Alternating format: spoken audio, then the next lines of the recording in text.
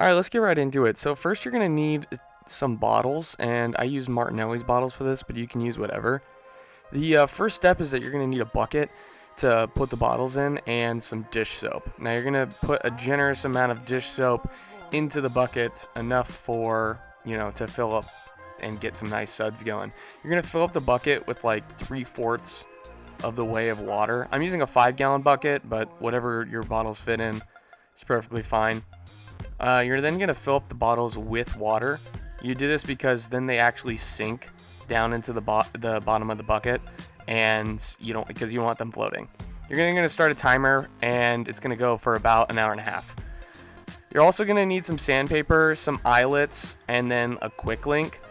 The eyelets are going to be a lot smaller than what I showed. I use different ones later. You're going to need some key rings. I got the carabiner key rings because they were cheaper, and some chain. So after an hour and a half, it's time to pull the bottles out, and you're going to need kind of like a trash bag or like whatever to put all of the labels in as you're peeling them off by hand.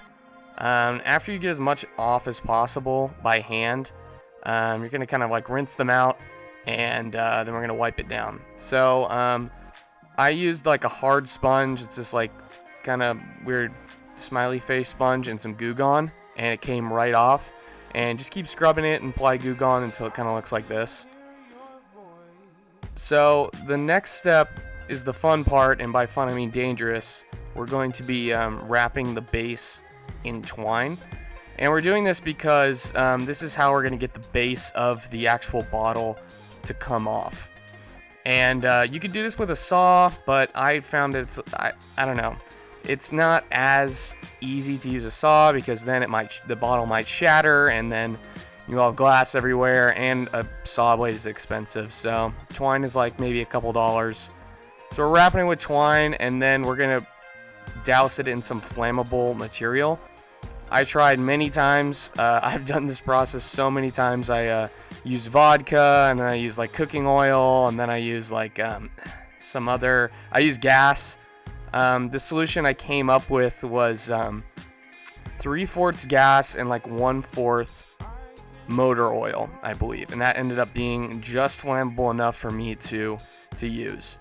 Now, I wouldn't suggest trying this at home unless you're ready to get hurt. So, definitely don't try this at home unless you really want to get hurt. I know some 14-year-old girl is probably going to be complaining that I'm pouring gasoline inside of a plastic cup, but I'm wearing a paintball mask to protect myself from fire, so what do I care, right? So you pour a little bit of this mixture into a cup, and then you're going to pour it onto the twine. You're going to soak the twine as much as you possibly can, and you're going to try to prevent it from getting onto the glass. And you're inevitably going to get some on the glass, so just keep some paper towel on handy and wipe off the part that is not the twine. I found that it works best if you light the twine with lighter as soon as you're done pouring the gas on, or as quick as you can. I did douse all 3 of them before I started first, but that just wasn't the best. So as you can see, I'm a little surprised here because this was the first combination I tried out of 4. You're just going to kind of rotate it around so it burns evenly, and then put it in some ice cold water. It's just gotta be ice cold, and that's gonna help pop the bottom off like it did right there. If it doesn't pop off by just putting it in the ice cold water, just give it a little tap either on the bottom, as shown on like this green bottle right here, or just like on the edge like I did on the clear one, and it should just pop right off. Normally it'll pop off below the twine, and then all 3 of them are done, and I'm ready to move on to the next step. So for this part, I am using some little votive candle glass pieces, and you're going to need some painter's tape and then like a drill bit specifically for glass. The reason you're going to need the painter's tape is so that when you're drilling the holes end up looking like really clean, almost like it was made that way, and it prevents it from like shattering or cracking the glass. You're gonna need like a pencil and either a ruler or a tape measure, and this is to like make sure all of your holes are evenly spaced and down the right size They're the right measurement down. If you want to get it like really even, I drew a line on a piece of paper, and then I drew a circle on one side, and then lined that up with the line, and then went on to the next part on the other side of the line. I drilled it. You're going to take it outside, just drill on the holes that you marked, and then should be good. Then you can pull off the painter's tape after that, and the holes should be looking pretty clean.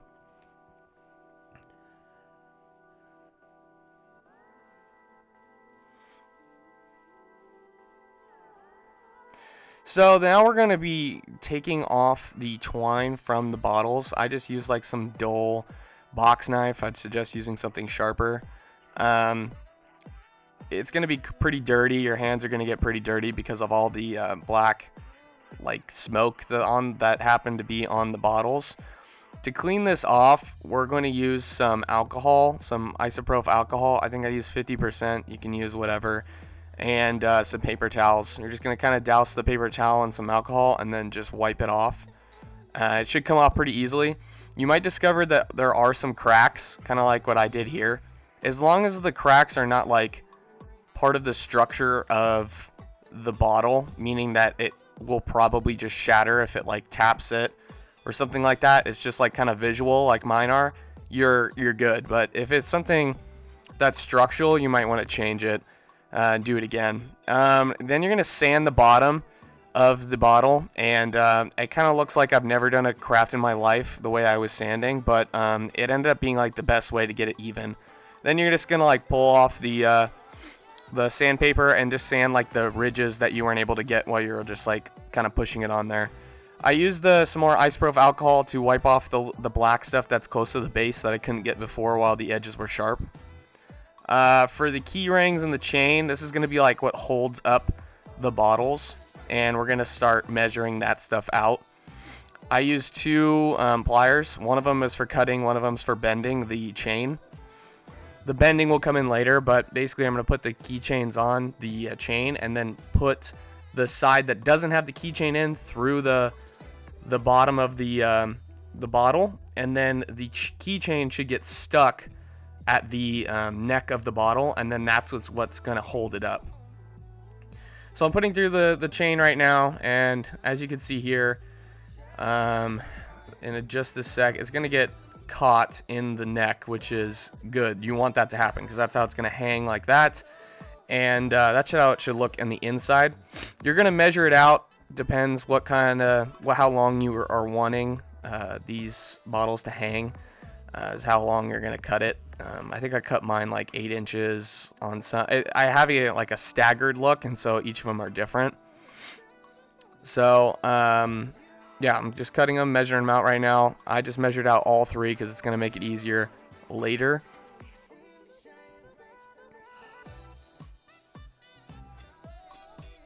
So I think I got the first one 8 inches, and this one's 10. I believe, although I shown the video that I cut it like this length, I did shorten them later, I believe.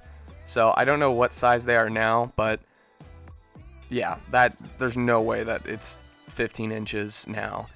I definitely shortened them up a little bit just because they were a little too long.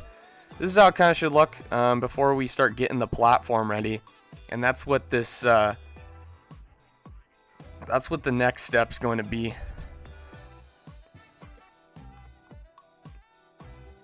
Yeah. So now we're gonna get the platform ready, and like by platform, we're just kind of like getting like the thing that it's gonna hang on, so you give a good distance in between the bottles, and so they're not touching each other.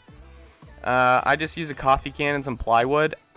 The plywood I used was pretty hard. I would suggest getting some soft plywood. I'm not sure what it was, but I basically just cut a circle piece of wood with a jigsaw. You can use an earth saw, just is gonna take a lot longer. I think it took me like a minute to cut it with the jigsaw, and so if you're going to need to use like a regular saw or some other solution, then it's going to take quite a bit longer, but the jigsaw didn't cut it clean, so I had to sand it. I probably was going to sand it anyway, but I wanted to get some of those harsh edges off. I use a sander. You can use just like your hand sanding. It's just going to, like again, it's just going to take a little bit longer.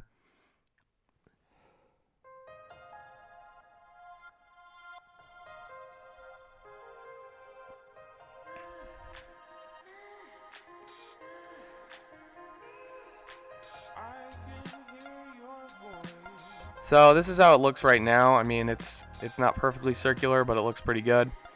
Right now, I'm just gonna be measuring so it's like it's all even, because this is important because we gotta have the spacing of the chains just right. And this is where we're gonna put the eyelets, these little holes right here.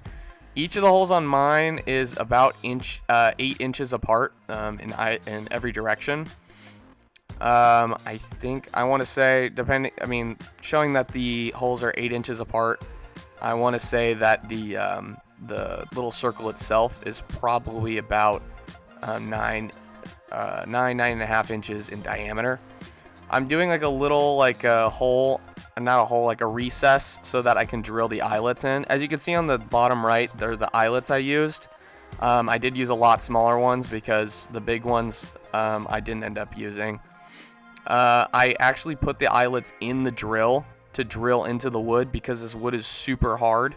That's why I said get probably some softer wood. And so I wasn't able to screw it in by hand.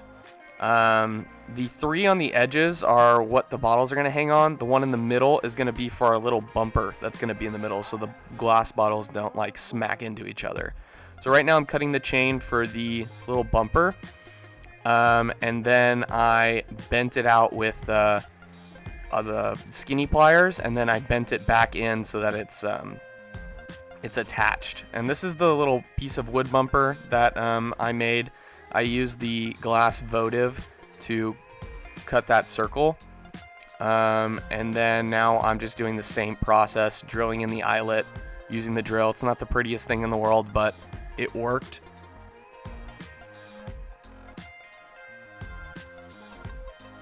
So yeah, this is me just bending the chain back on. You can use keychains to make it a little bit easier. I just think it looks cleaner this way. Oh, now you need the eyelets on the back end of it, and you can't put it directly in line with the middle one. You gotta offset it a little bit, otherwise you're gonna drill the eyelet into each other. You're gonna cut little small chains and bend the chain out, and then bend it back in once you put it through the hole of the votive that you drilled earlier. And this is gonna hold the candle in place inside of the bottle.